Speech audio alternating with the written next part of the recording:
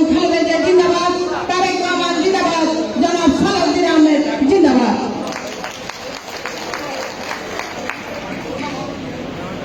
এখন আমাদের আজকে